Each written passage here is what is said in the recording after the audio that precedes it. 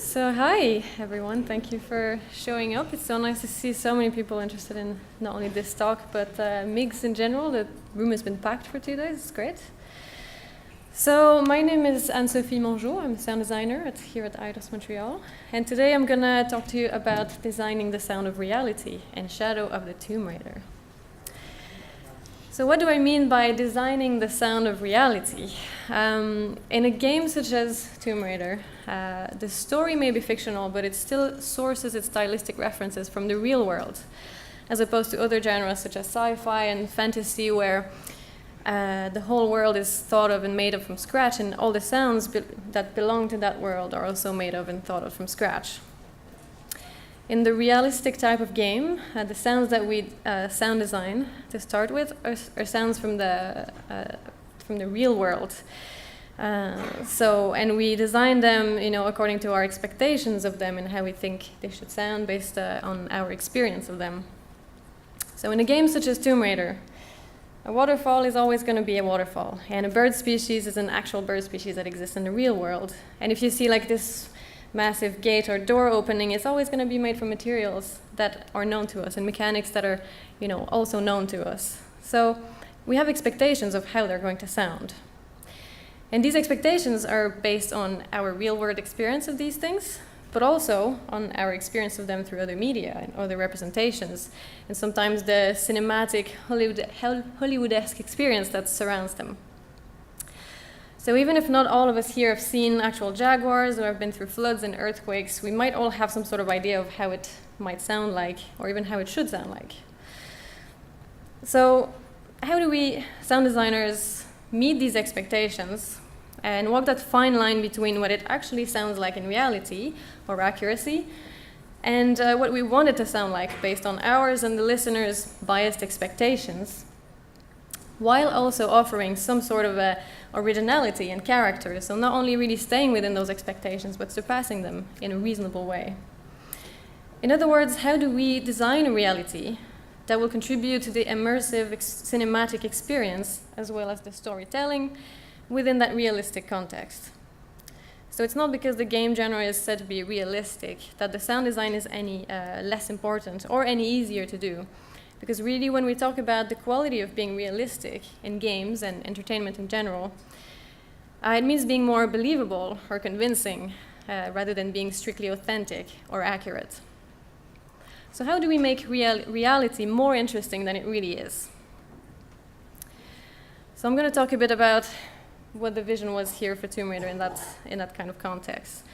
This can actually be achieved through by putting into practice a few realistic sound design strategies, which I will go through in a minute, as well as by identifying and taking advantage of sound design opportunities that the game offers.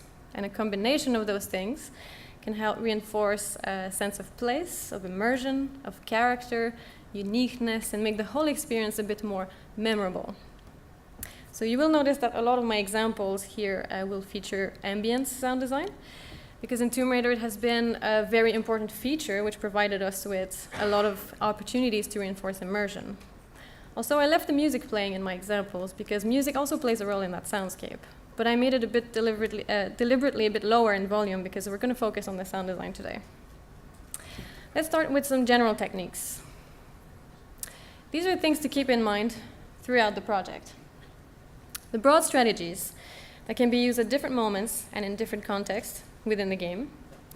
They have the specific purpose of reinforcing a sense of reality without necessarily relying on reality or accuracy itself. And these include exaggeration, evocation, world-izing, and controlling focus. Let's start with exaggeration. The title says it all, really. This strategy is about exaggerating what accuracy would want us to do in order to kind of compensate for the lack of sensory experience due to not actually being there. Considering that when playing a game, your field of vision is narrowed to your screen space, that the audio is limited to whatever your sound is played back through, your playback system, that you can't touch, you can't smell your environment, the game environment that is, and your body doesn't feel out of place. So this technique's goal is really to just rely on the available stimuli to deliver something that's a bit closer to the sensory experience that should be had by compensation. So For example, here are some screenshots of some stunning looking environments in Shadow of the Tomb Raider. So as you can see, even the visuals kind of overcompensate by making everything look kind of stunning all of the time. And our role as sound designers is to support that and even enhance that and support those beautiful environments. Sometimes that can mean cheating a little bit. I was in the Alps last summer, just for vacation, and I saw some beautiful environments, similarly stunning in a way, lush and mountains environments like that. So I took a moment when I was there to listen to the soundscape around me, and maybe I could take something from that experience to bring back with me and apply it in the game. So this is what I heard.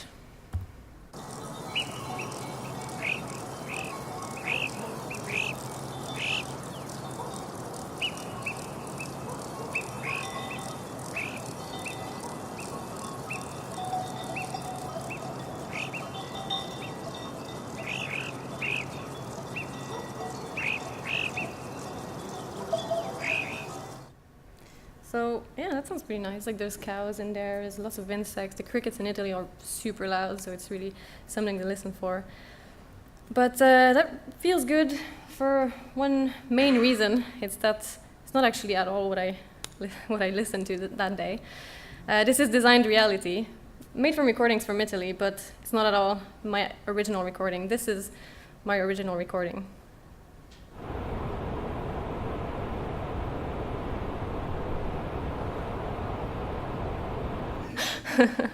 So in the context of a game, this recording would be very disappointing and underwhelming, kind of unacceptable actually. So this is why our Peruvian jungle sounds something like this.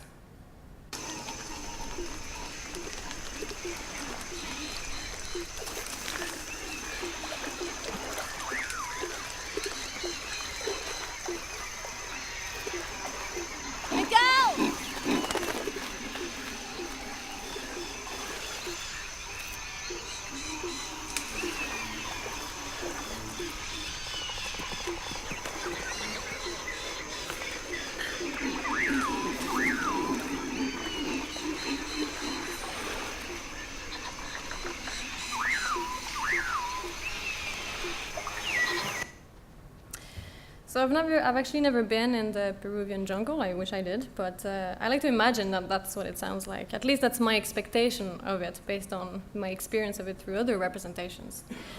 And this ambience has been cheated in different ways. In this environment, for instance, every single sound source has been placed by hand. There is an intention behind every bird, every insect, every tree creak or foliage rustle, or almost down to the raindrop. So there's no stereo or quad ambiences, and everything has its determined space in this 3D environment. I will talk a bit more about this later in the sound design opportunities, but for now you get the idea about exaggeration and making it sound better than what your scientific recording would actually sound like. Let's move on to evocation. So without digging too deep into cognitive functions, using the power of evocation is a way to build unique character by relying on associations made within one scene and the connections that exist between the different elements in it. For me, it seems to have something to do with pattern recognition, somewhat like the psychology theory called recognition by components, but extended to the auditory senses as well. So this theory says that we are able to recognize objects by separating them into geons, which are the object's main component parts, as you can see here. But let's say that I start replacing those individual parts by geons, or the simple objects, that are somewhat to the outer limits of recognizable forms, to the point that if I disconnect them, they barely make any sense on their own. For instance, if I do something like this, which is kind of just a weird thing, but I add it to something like another kind of just a weird thing that we can maybe recognize, but maybe not. And then put together, they become like this other weird thing, but we can finally identify it, really. It's a weird mug, for those who maybe not understood. So as long as I keep them together, I can still identify the whole as something that makes sense. So it's not really only a mug, but it's a very unique, very original mug. So the whole helps us make sense of the individual parts. And sometimes that means we can take some freedom in the sounds that we use, as long as they make sense within the whole. So using certain sounds that are evocative rather than purely descriptive or scientifically accurate allows us to offer something that has more of a unique character, and even gives us an opportunity to represent not only the visual and descriptive characteristics of a scene, but also its psychological quality and its tone and its mood. For example, in this area, there is this large metallic structure, and it's part of a dig site that's going to descend into this cavernous hole, through which Lara will go, and she finds that it's a bit of a horror scene. So the atmosphere that we want to create here is not only one of a cave or of any cave, it's one also of unease and a bit of mystery and apprehension. So basically, it's not only the physical characteristic that we're trying to depict with the sound design, but also the emotional ones. So I felt like this situation might call for an evocative type of sound design strategy. So I used a recording I made with contact microphones. It's a recording made of rain falling on a metallic fence. And on its own, it's not something you would hear in this context, especially considering that you could not even hear that with just naked ears, right? But if you put it in there with the rest, the fact that there is this metallic structure and that you can hear the sort of metallic resonance in the recording, and that there are other maybe more realistic type of metallic creaks in the scene. So all of this put together, the result of this is that our brains kind of just make it work by association. So it helps creating a more unique atmosphere rather than simply accurately representing the space as we would hear it in reality.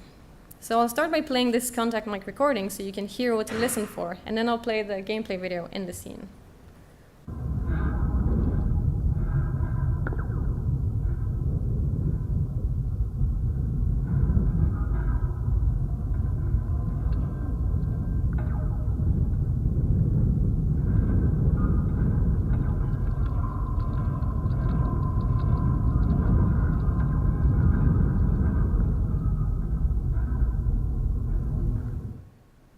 Listen to that in game.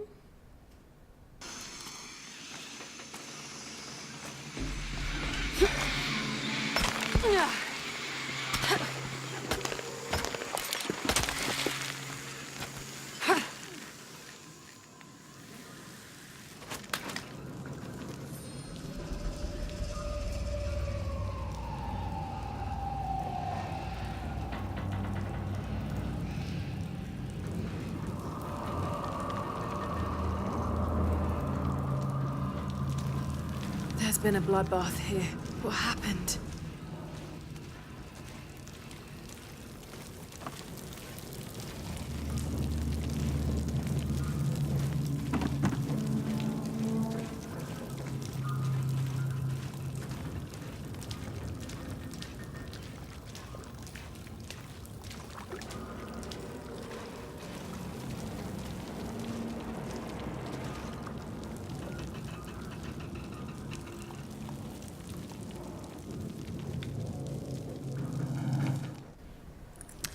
So basically, some abstraction can still feel realistic enough, provided that it's given the right context. Next, world-izing. So most of you will be familiar with the technique of world-izing. I did not invent it. Walter Murch did. But know that here I'm talking about world-izing in the most simple possible way. Simply from the start, use recordings that, or record your sounds that you need in an environment that is as close as possible to what's going to be in the game, when you can, of course. So instead of recording or using only dry sound effects or sound recordings and trying to replicate or emulate certain conditions through effects and filters. So for example, I made some recordings of trees creaking and wind in the forest and sort of deers barking and stuff happening in the forest. And you can hear in those recordings a lot of wind and a lot of birds and it's not only one thing, basically. And you can hear also the nice natural reverb that goes with it. And I placed those recordings within the jungle as positional sources instead of placing only dry, isolated sounds and applying reverb on them. And there are those sounds as well, but a mix of those things, a combination, can make the whole soundscape a bit more believable. So I'll play those 2 recordings first, again, so you can hear what to listen for, and then I'll play it in-game.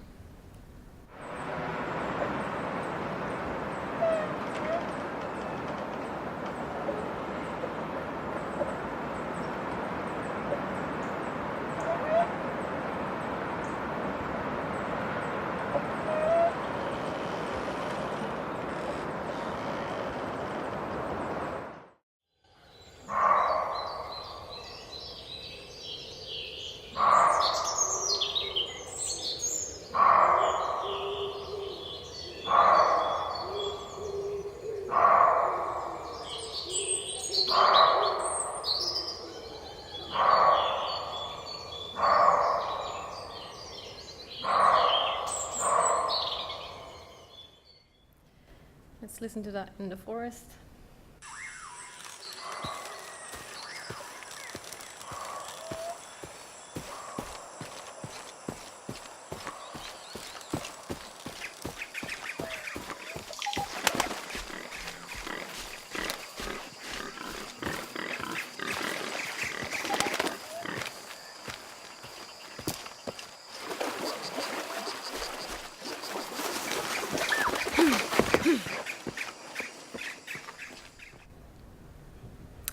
So this kind of strategy can be applied not only to ambient stuff, but also interactive elements. For example, you can have multiple recordings for various types of spaces, for things like things you can handle, like guns or weapons, or really anything else, really.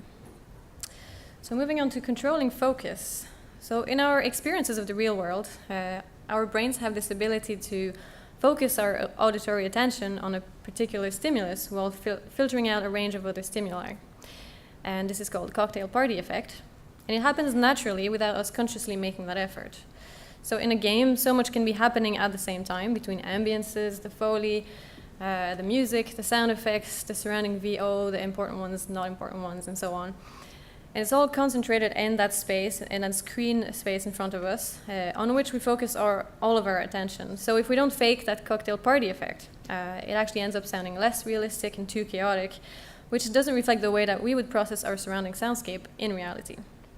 So here the goal is to get closer to that sense of realism by cheating and intervening with technology to replicate something that we normally do organically. So there's a few things that can achieve this. For example, azimuth curves or volume curves based on the field of view, which will attenuate the sounds of the sources behind you and bring into focus the ones that you're looking at. Very simple. Something called loudness, making some sounds deliberately louder than they should be in reality, just so that you can clearly hear them and that you can stay immersed in the gameplay, so you can hear the objects that are important to gameplay even through noisy ambiences like thunderstorms. You could use ducking, of course, ducking some sounds when important ones occur so that they seem louder and come through the mix more easily, as we would perceive them to do in reality as well. So for instance, our weapons and explosions in Tomb Raider duck some of the ambience, the sound effects, and even the music so that they have more impact. Let's listen to an example of that.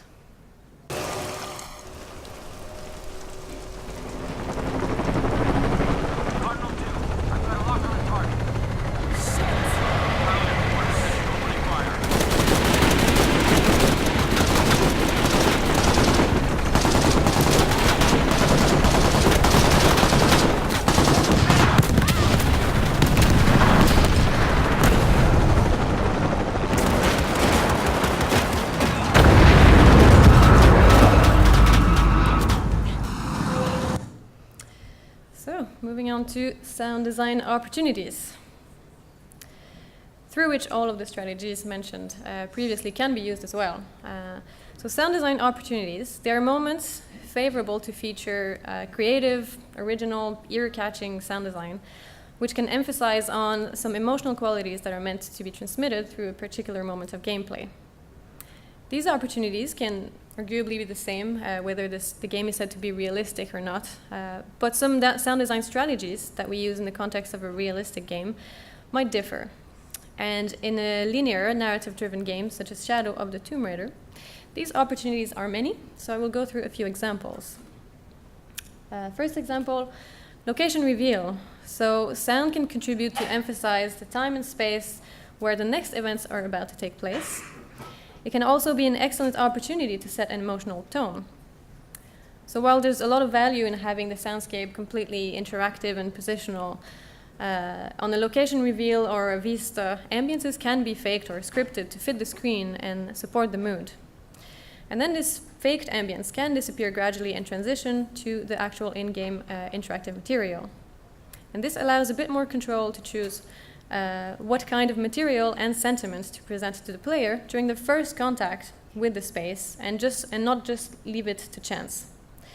So for example, in this vista of Paititi, which is this is the first time that Lara comes in contact with this hidden city of Paititi in the game, and she, as well as us as players, since this is based on a real thing, Paititi, we would expect it to find it in ruins. But she finds out it's actually very much alive, and it's huge. So you can hear in that reveal lots of liveliness in general, so lots of birds and walla and horns blowing in the distance. And it's just meant to communicate really the sense of wonder that Lara's going to feel, and taking in that scale of this place and all its energy. Let's listen to that.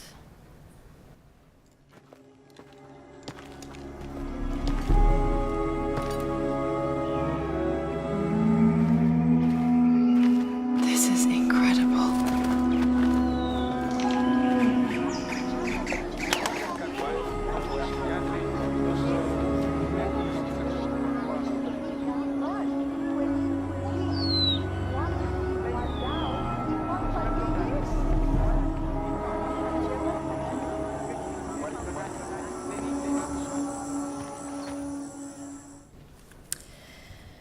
Moving on to ambiences as a sound design opportunity. So I have a lot to say about ambiences, many strategies there. So in a similar way to location reveals, ambience design can be very useful to reinforce the emotional tone as well as the sense of place. But it is different in a way that instead of being punctual and scripted, ambiences play during long stretches of gameplay, during which the narrative development stays relatively the same. So the player usually remains within that same environment, is exploring or traversing. So the strength of good ambiences is their contribution to a sense of immersion and reinforcing the feeling of actually being there and making the player believe in that environment. So how to achieve that can take many forms. Strategy number 1, emphasize the contrast between one space and another by using, for instance, different types of assets. So, for example, even if the geographic location isn't far, if the visual and emotional tones are different, then sound should underline that change as well. And even if the visual tone would be the same or similar, and probably especially so, sound can really help create the feeling that you're actually in a different place than you were in the previous chapter, and you can help the players create new bearings through which they can locate themselves. So in Tomb Raider, as I mentioned before, our ambience system involved placing by hand every single sound source that were part of the ambiences. So no quads, no stereo ambiences, only positional 3D emitters for everything that's really a part of the ambience. So this gave us a lot of control over the sense of progression through one space, as well as from one space to another.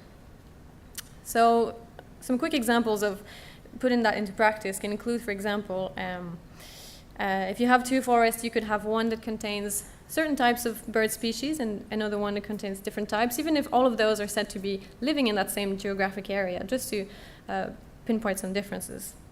Or you could have one forest that's more heavy on birds themselves, or another one on insects and frogs, and maybe that says something about the temperature or the amount of humidity that goes through, the trees and everything. Or you could have a forest that feels more dense and claustrophobic by placing all the sound sources much closer to the player's path. Another one feel more spacious and wide by placing the sound sources further away with more reverb, for example. So to demonstrate this point, let's listen to some examples from the game. So all of these jungles that we're going to listen to, they're all in Peru, so fairly close to each other geographically, but they all sound quite different depending on the tone that's happening in the game at the moment. So the first one, We've listened to that earlier, but it's a bit of a different example. It's meant to be more hostile and dark and claustrophobic. It's the first contact in the game that Lara has with the jungle, and her plane just crashed, actually. So she's meant to feel a lot more vulnerable than she's going to feel later on in the game. Let's start with this one.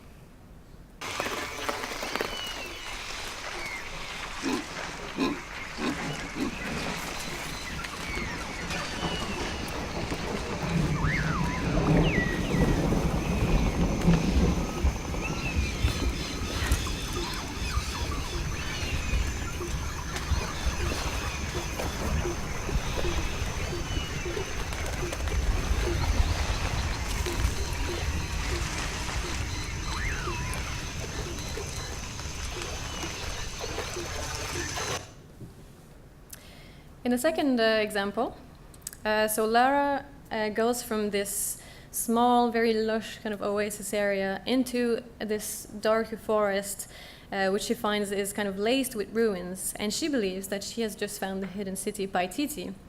But she didn't, because in fact she's about to discover it a bit later, and that's the example, the reveal example that we've seen earlier.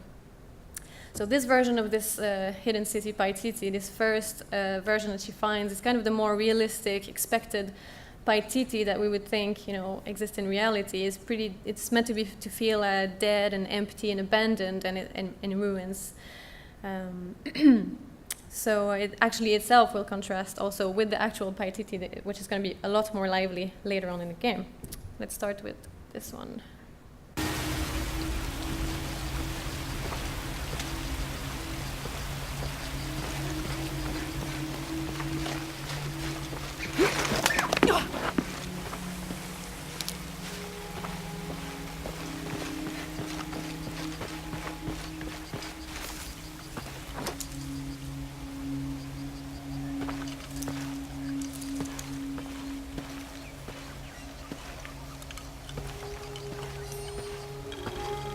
Jonah, I may have found it. The hidden city.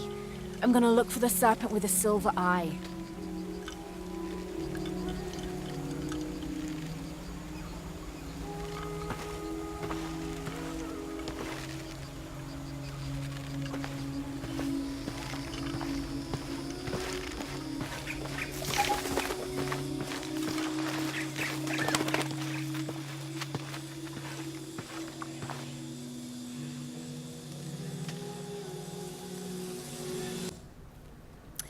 And finally, for this strategy here, I have two videos showing the same jungle area.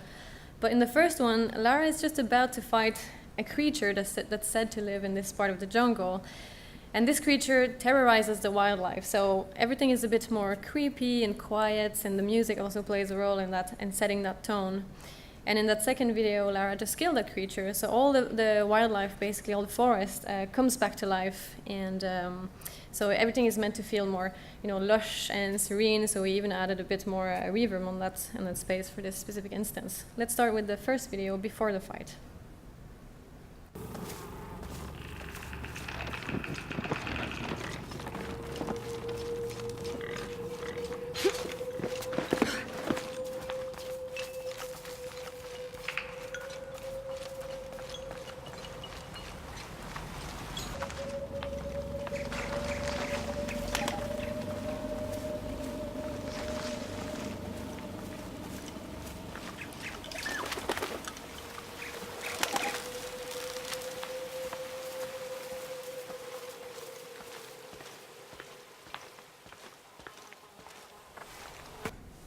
Let's listen to this after the fight.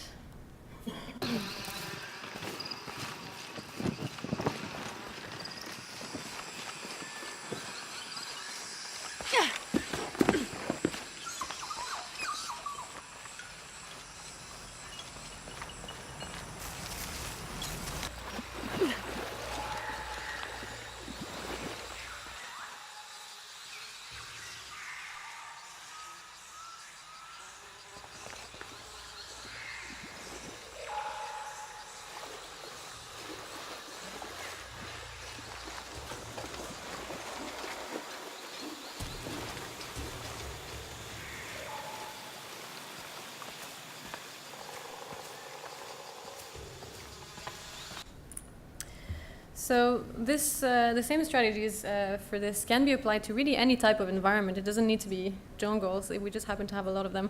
It could be hubs and puzzle spaces, combat spaces. The idea is just to pinpoint a few elements that are meant to be specific to this place and kind of emphasize on those. Second strategy to use ambiences as a sound design opportunity is to reinforce progression. So ambiences can greatly contribute to the storytelling and the narrative development. Tomb Raider is not really an open world game. Even if some hubs or exploration area let you move freely within them, the story really takes you from point A to point B, and it's never really looking back. There's rarely any possibility for backtracking, and if there is, you won't get very far. So the story and the game really compel you to move forward. So it's important that the sound moves forward and evolves as well with the story and the character. And one way to do that is to emphasize on a sense of progression, which can take the form of evolving from the start of the game to the end of the game. In that way, we've changed the feeling inside the jungles, which can go from like hostile to more friendly throughout the game progressing. But it could also be simply within one space, creating different moods and contrast within it. So in this example, Lara goes from a village area into a jungle area, and it's all part of the same general space, and Lara is free to move freely within it. And this is where our 3D sources ambient system really helped us, because you can hear the various elements of the ambience kind of transform as she walks from one space to the next. Let's listen to that.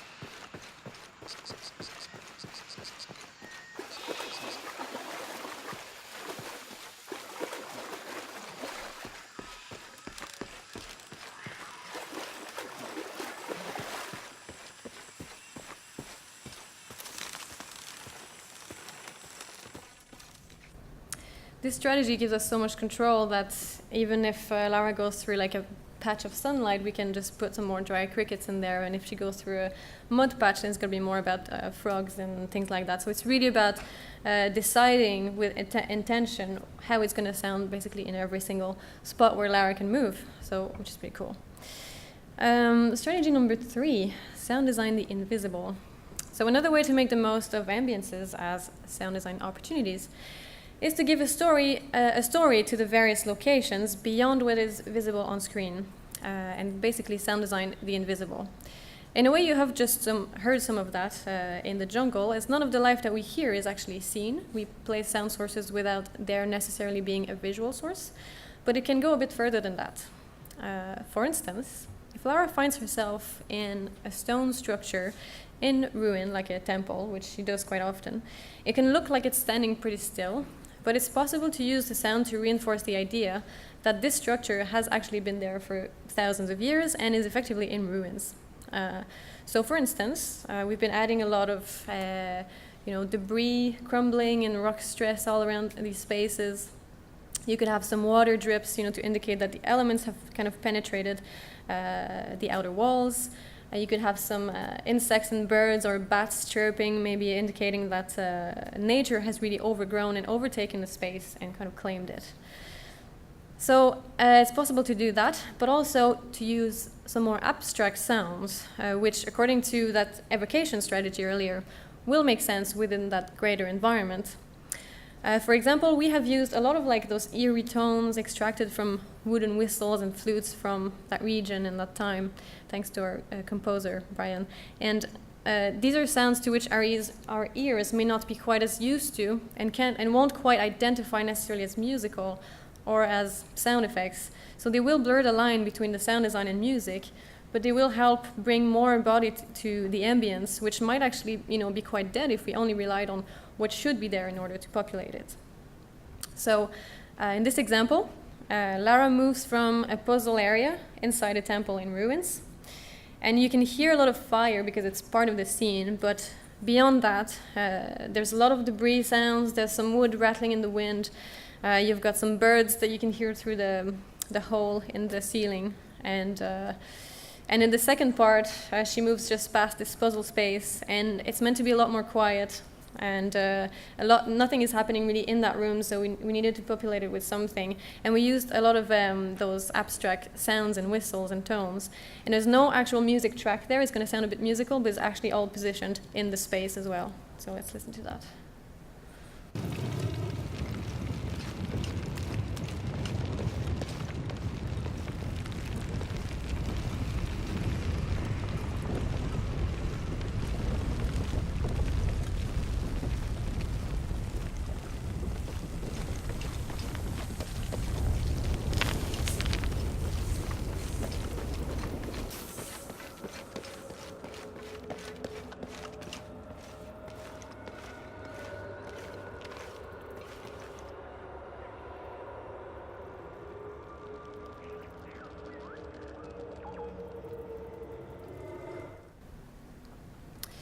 So, moving on to next sound design opportunity, punctual or interactive scripted events. So I'm talking here about an event or a sequence of events that are scripted to happen at some point in the narrative development. These moments are usually quite cinematic and rely on sensation or sensationalism to communicate a sense of drama and excitement to the player. So in the same way that camera movements and animations are often created custom to fit certain scripted events, sound should be designed having in mind the purpose of making that sequence stand out from the rest of the systemic gameplay in as seamless a way as possible, of course. So the ways to achieve that highly depend on the actual sequence. So I will jump directly to an example. Throughout this piece of traversal in the first example, Lara has to hang on to those rotten wooden cages and ledges that's all breaking under her grip. So it's basically full of scripted events throughout. Let's listen.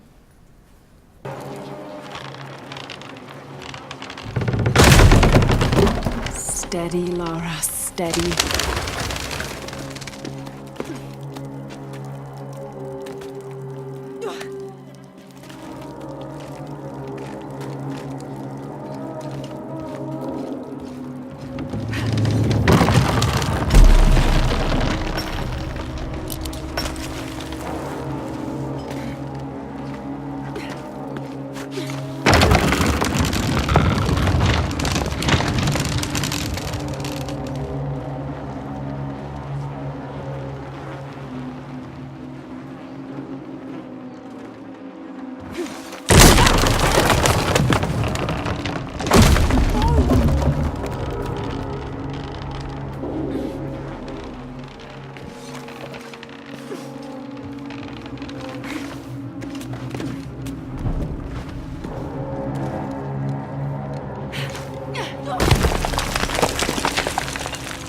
You can do this.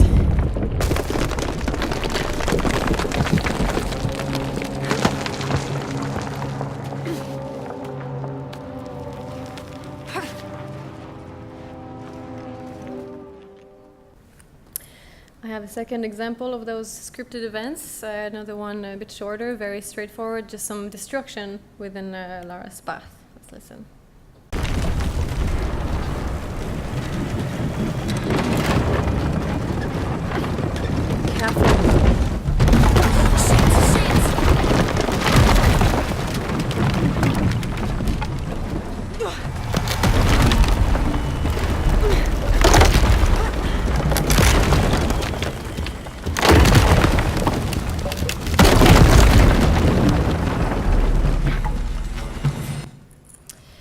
Moving on to the last sound design opportunity for today, features and mechanics.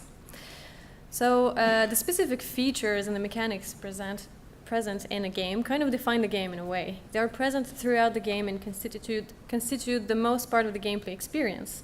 So examples of that include combat, weapons, traversal, puzzle logic, interaction logic, these sort of things.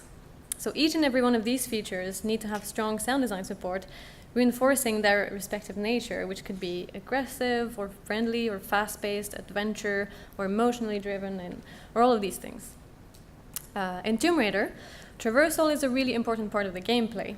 This is a good opportunity for sound design to reinforce a sense of maybe adrenaline or danger, vertigo, breathlessness, or even fear when needed. I have two examples of this. In the first example, Lara is actually traversing underwater. So there is less room for underwater traversal, for ambience design and moment-specific sound design, so because she's just swimming around, basically. So in the systemic swim sounds, we include movements for her arms and legs, and also some other space fillers like bubbly and watery sounds, and anything she interacts with also has impacts on the soundscape. Let's listen to that first.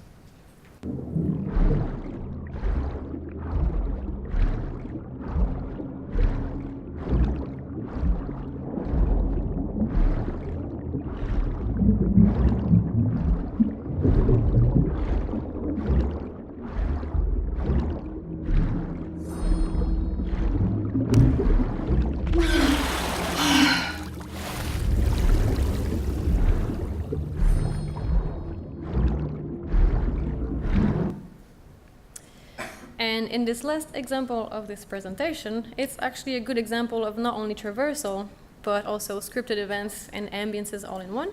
I will just play it, let you enjoy it.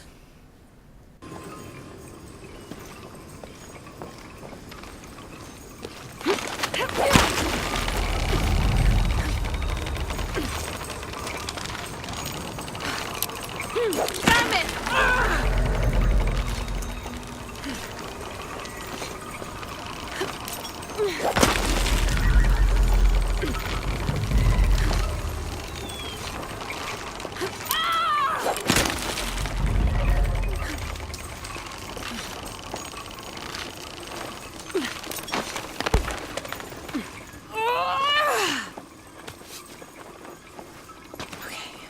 Got to be more careful.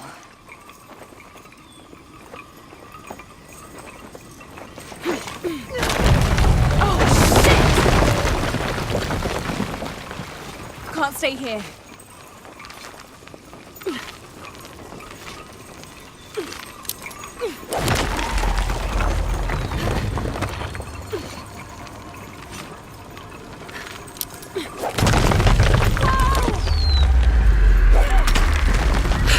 Giving way.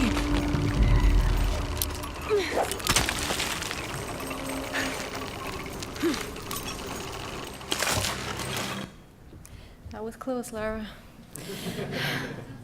So in summary, in games and in the broader context of entertainment and immersive media, scientific recordings and accurate representations don't always sound as good as we want them to.